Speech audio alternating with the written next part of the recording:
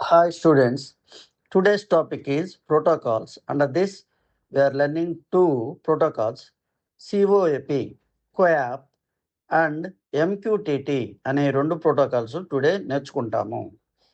First, I will explain in Telugu in this part. Next video, I will explain in English. Okay. ఈరోజు మనం ఐఓటీలో ఉపయోగించే రెండు ముఖ్యమైన protocols అయిన కోయాప్ మరియు ఎంక్యూటీటీ గురించి తెలుసుకుందాము. కోయాప్ అంటే ఏంటి? Full form constrained application protocol.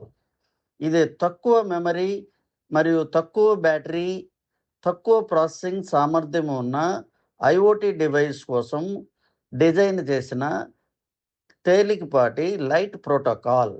ఇది క్లయింట్ సర్వర్ విధానంలో పనిచేస్తుంది మరియు ఇక్కడ యూడిపిని ఉపయోగించడం వల్ల వేగంగా కమ్యూనికేట్ చేస్తుంది.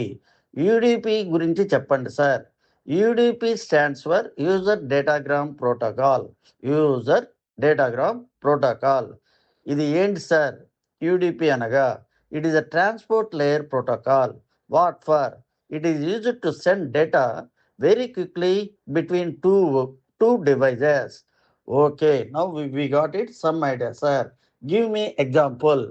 ఒక్క స్మార్ట్ థర్మోస్టాట్ నుండి మొబైల్ యాప్ ఉష్ణోగ్రతను అడిగి తెలుసుకోవడము ఈ కోయాప్ అనే కన్స్ట్రైన్డ్ అప్లికేషన్ ప్రోటోకాల్ యొక్క పనితనము. రెండవ ప్రోటోకాల్ ఏంటి? MQTT. Please explain this also.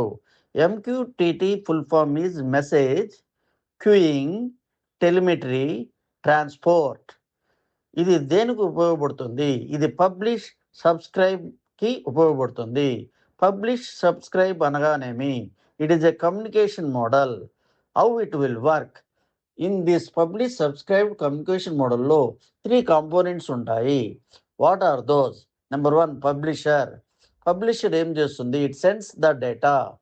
Number 2, broker. Broker will receive the data from the publisher and it will distribute it to the third component అయిన సబ్స్క్రైబర్కి. Subscriber గురించి చెప్పండి. Subscriber will receives only the data it has subscribed to.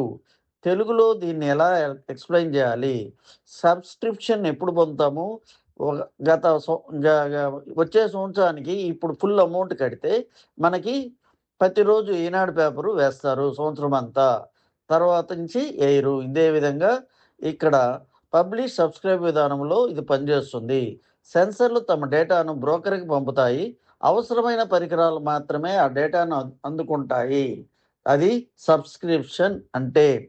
ఇది టీసీపీని కూడా ఉపయోగించి నమ్మకమైన కమ్యూనికేషన్ని అందిస్తుంది మరియు cloud సంబంధించిన ఐఓటీ అప్లికేషన్కి చాలా అనుకూలంగా ఉంటుంది. టీసీపీ అంటే ఏంటి సార్? ఇక్కడ TCP stands for transmission control protocol.